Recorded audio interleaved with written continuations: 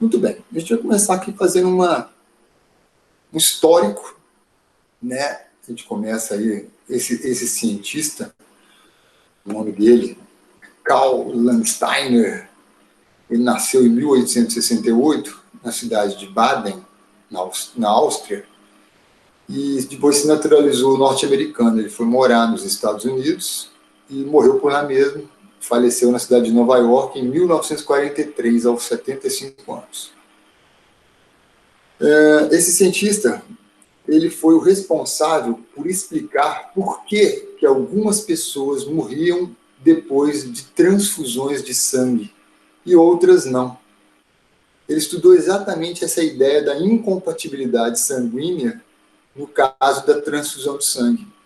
E isso, obviamente, depois que ele foi o cientista que descobriu os sistemas ABO e o sistema RH, depois que ele conseguiu identificar essas questões das transfusões, detectou essas proteínas que tinham essa característica antigênica, né, e as incompatibilidades de transfusão, ele melhorou muito a segurança nos procedimentos cirúrgicos que eram feitos, que inclusive envolviam transfusões de sangue.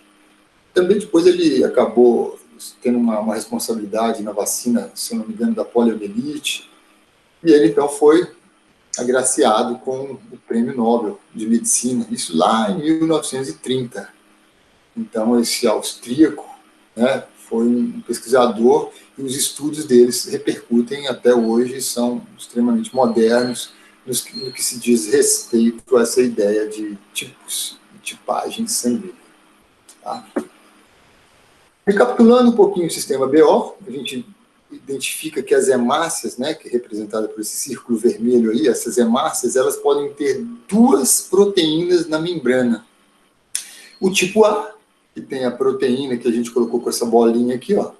Essa proteína que tem essa característica antigênica é o antígeno A. Então, quem tem sangue A, tem o antígeno A. Quem tem sangue B, representamos por uma figura geométrica aqui, para ser losango, tem o antígeno B. Quem tem sangue AB, vocês podem ver que tem o antígeno A e o antígeno B aqui. E quem tem sangue O não possui esta proteína. A gente já estudou isso, identificou que são 3 genes responsáveis por essas condições. O gene IA, que condiciona a presença da proteína A, o gene IB, que condiciona a presença da proteína B. Então, quem é sangue A pode ser IA ou IAzinho, tipo IB, IB, IB, IBzinho, tipo AB é IA, IB, e o tipo O é o recessivo, Izinhozinho. Tá? Lembrando que o sangue A produz o anti-B, o sangue B produz o anti-A, o sangue AB não produz anticorpo, porque ele tem os dois antígenos, né? Então a proteína A e B são próprias dele, então ele não produz anticorpo. E como o O não tem, ele desconhece essas duas proteínas, ele produz o anti-A e o anti-B. Essa proteína antigênica, ou esse antígeno, também pode ser chamado de aglutinogênio ou aglutinógeno. E o anticorpo, aglutinina. Então, são sinônimos, tá? Aglutinógeno ou aglutinogênio, antígeno, são sinônimos. Anticorpo e aglutinina também são antígenos, ok? Então, sangue A, anti-B, sangue B, anti-A, sangue AB nenhum, sangue O, anti-A e anti-B. Bom, então, como nós vamos estudar o sistema RH, a gente já pode considerar que a gente tem uma forma de caracterizar os grupos sanguíneos em seres humanos baseando-se nos 2 sistemas. Então, quando a gente fala que uma pessoa tem sangue A positivo, nós estamos dizendo que relacionando 2 sistemas, o sistema ABO, que é condicionado por um grupo de genes, e o sistema RH, positivo e negativo. Então, ao associarmos os 2 sistemas, nós temos estes fenótipos. A pessoa pode ser O, A, né? B e AB, então A, B, AB e O, e aqui A, B, AB e O. Desse lado positivo e desse lado negativo. Aqui eu fiz uma espécie de um gráfico, né, meio que nesse formato de gota, para poder só mesmo informar para vocês qual que é a prevalência, qual que é a frequência de pessoas com cada um desses grupos sanguíneos. Eu não sei se vocês aí, cada um de vocês já sabe qual que é o seu tipo sanguíneo. O meu é o O positivo. Então, olha só, como eu sou O positivo, eu estou na maioria das pessoas. O meu sangue é muito comum. O O positivo, ele é encontrado em 36% dos brasileiros. Essa prevalência na população brasileira. Mas se a gente pensar na população da Alemanha, por exemplo, é muito próximo disso, mas existem pequenas variações. O A positivo, tá vendo? É o segundo mais prevalente. E depois vem aqui o B positivo, com 8%, e o AB positivo, com 2,5%. A gente tem aqui o O negativo, que é o terceiro mais encontrado na população, o O negativo com 9%. O A negativo, junto com o B positivo, tem 8%. O B negativo é um dos mais, vamos dizer, raros, né? Está em menor frequência na população. E o AB negativo, olha só, o AB negativo, ele só tem 0,5%. 80,5% das pessoas, da população brasileira, tem sangue RH positivo. A gente somou aqui todos esses aqui, ó. Então, 80,5% e o restante, 19,5%, o sangue é negativo. Tá? Mas o que é esse negócio de RH positivo e RH negativo? Então, eu fiz um quadro aí com fenótipos e genótipos, ok? Para que a gente pudesse entender. Bom, nós temos para o sistema RH 2 fenótipos. Ou o indivíduo ele é positivo ou é negativo. Tá? Então, começa assim. O indivíduo é positivo e é negativo.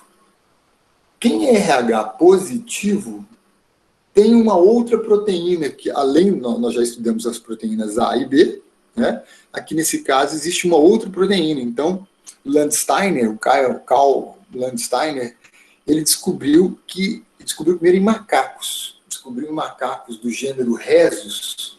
Rhesus é com R-H-E-S-U-S. Rhesus. E daí vem aí esse termo RH, vem de Rhesus. Ele descobriu que nesses macacos existe uma proteína também antigênica que ele chamou essa proteína de RH. Aí a pergunta dele, mas será que seres humanos também têm essa proteína RH? E ele descobriu que sim, os seres humanos também têm a proteína RH. Alguns têm e outros não. Aqueles que possuem a proteína RH, ele denominou então de RH positivo. São seres humanos RH positivo. E os que não têm são RH negativo. Tá? Então, quem é RH positivo tem a proteína RH, ou seja, o antígeno RH, e quem é RH negativo não tem.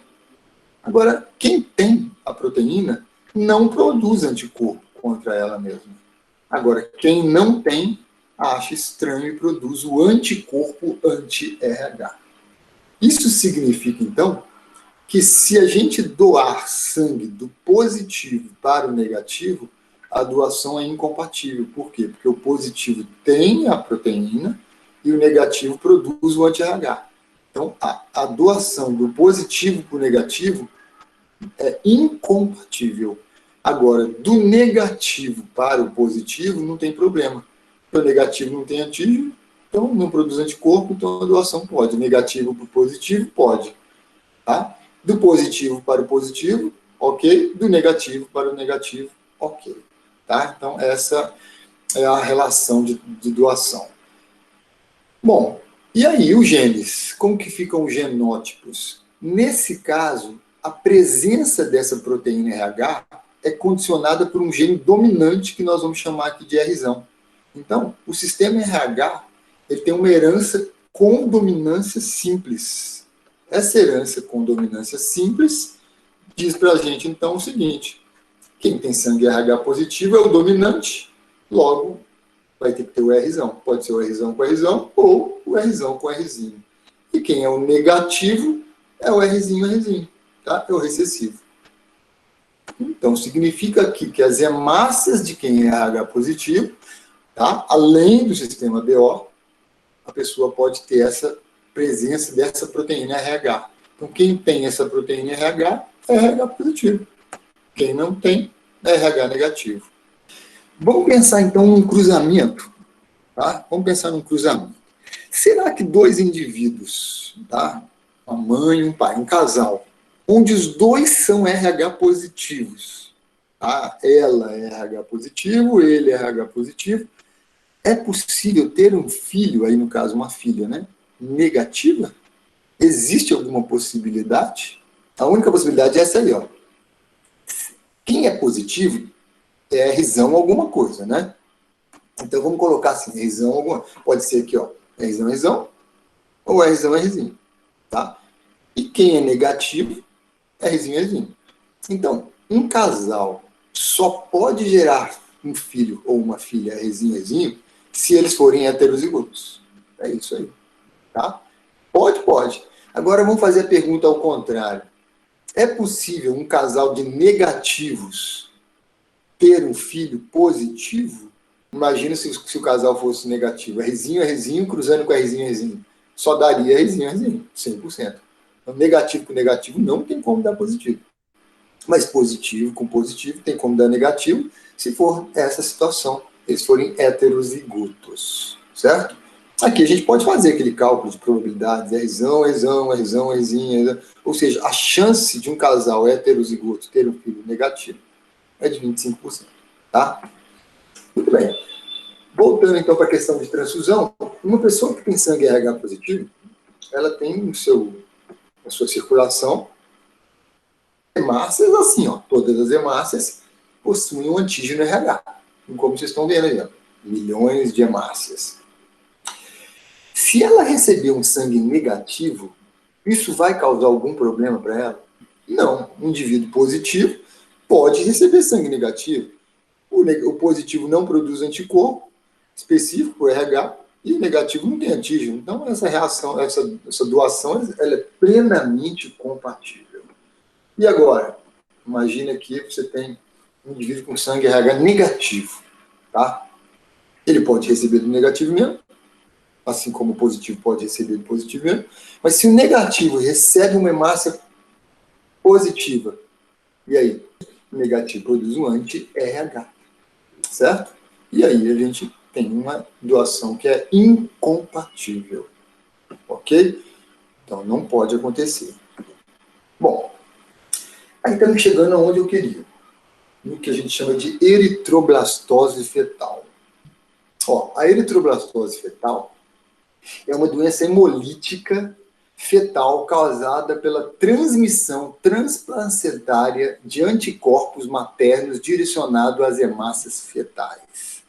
E aí, será que a gente consegue entender essa frase bem biológica? Então, olha só, eritroblastose vem do termo eritroblastos ou eritrócitos.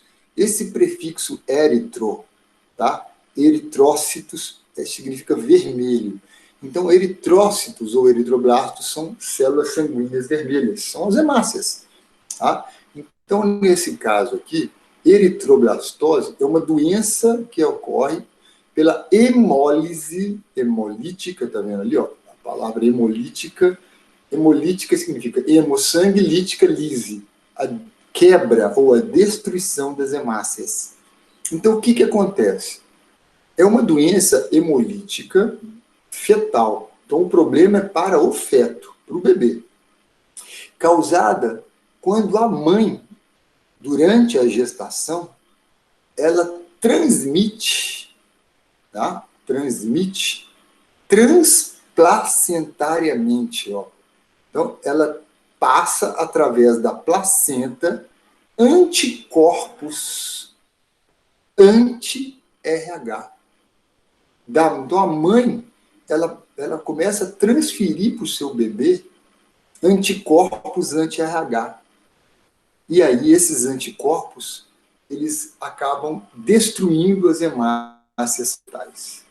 Tá? Então, é uma doença que pode ser muito grave, considerada, então, como uma incompatibilidade entre os grupos sanguíneos da mãe e do feto. Em geral, isso acontece para o sistema RH. tá? Qual é o tipo de sangue que produz o anti-RH? O positivo ou o negativo? Então, a mãe é sangue negativo, tá? Então, só para lembrar uma coisa para vocês, como a eritroblastose fetal, ela é ela provoca uma anemia muito grave no feto. Por quê? Porque as hemácias vão diminuindo. Só para lembrar o que é uma anemia, tá? Se a gente pegar o sangue de uma pessoa, colocar no tubo de ensaio, eu já fiz essa ilustração para vocês, está no caderno de vocês, naqueles primeiros 2 meses de aula que a gente teve presencial. Se a gente pegar um tubo de ensaio com sangue e centrifugar esse sangue, a gente consegue separar, formando essas 3 fases. Uma vermelhinha, uma mais branca e uma amarelada. Essas 3 fases aqui, isso a gente chama de hematócrito. Tá? Aqui está em inglês, mas dá para entender. A parte vermelha é formada basicamente pelas células sanguíneas vermelhas, ou pelas hemácias. E aqui está o percentual de hemácias em relação às outras células que nós temos no sangue. As mulheres têm de 37% a 47%, né, de hemácias, e os homens 42% a 52%. É mais ou menos a mesma coisa. Então, olha só, aqui a quantidade de hemácias, aqui essa faixinha branca aqui, ó, são os glóbulos brancos, basicamente relacionados com o sistema imunológico, né? São os mamócitos, linócitos, linfócitos e outras células que a gente chama de glóbulos brancos. E o amarelo aqui é o plasma. Basicamente água, proteínas, os nutrientes da alimentação, os hormônios que circulam no sangue, o plasma. Quando uma pessoa tem anemia, a quantidade de glóbulos brancos, ó, reduz muito. Então a gente tem um percentual de glóbulos brancos, não, de glóbulos vermelhos reduzidos no sangue da pessoa. Mas as células vermelhas, os glóbulos vermelhos, as hemácias, elas transportam oxigênio. Então, se a pessoa tem menos hemácias, ela tem uma quantidade de oxigênio, né, menor chegando nos tecidos. Isso gera fraqueza. E agora imagine um feto que está em desenvolvimento embrionário, né, ter menos oxigênio chegando nos tecidos. Então, ele pode ter graves consequências em relação a isso. Então, a eritroblastose fetal é uma doença onde a criança, o feto, começa a ter uma anemia. E vamos, então, entender em que situação a eritroblastose fetal vai ocorrer, tá? Ó, a mãe, obrigatoriamente, tem que ser negativa. Ah, mas a mãe pode ser positiva? Não, a mãe tem que ser negativa. O pai tem que ser positivo, tá? Mãe negativa, pai positivo. Ah, mas e se acontecer o contrário? Não tem como. Não vai rolar eritroblastose fetal. Se o pai for negativo e a mãe for positiva, não vai ter problema de eritroblastose fetal. Só nessa situação, tá? Vamos lá. Bom, se esse casal, ela é negativa, o pai é positivo, se eles tiverem um primeiro filho, RH positivo, filho ou filha, tá? Independente do sexo, no primeiro parto, o que acontece? Na hora do parto, isso normalmente acontece na hora do parto, que está cortando ali o cordão umbilical. Um pouquinho do sangue deste bebê, um pouquinho só com o sangue da mãe, ou seja, a criança está passando antígenos RH, a mãe não tem, né? Ó, a mãe é negativa, a mãe produz um anticorpo. E aí, o que acontece? Nada. A primeira criança, o primeiro parto, ele é normal, não vai ter problema nenhum, não tem problema de eritroblastose fetal na primeira gestação.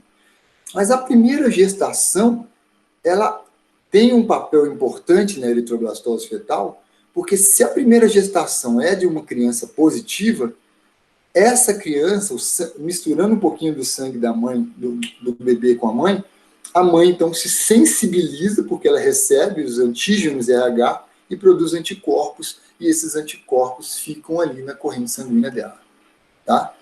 Então, tá ali o anticorpo. E aí? Tudo bem. Por enquanto, o casal vir a ter um segundo bebê também positivo, aí o que acontece? Durante as 40 semanas de gestação, a mãe, ela acaba passando via placenta esses anticorpos anti-RH. E esses anticorpos anti-RH, eles começam, como a circulação fetal aqui é muito pequenininha, né? O volume de sangue desse feto é muito pequeno, esses anticorpos que a mãe passa via placenta começam a destruir as hemácias deste feto. E isso gera uma anemia muito grave, ou seja, essa criança, na segunda gestação, ela então sofre com a eritroblastose fetal. A primeira coisa para a gente resolver isso aqui é saber dessa condição aqui, ó.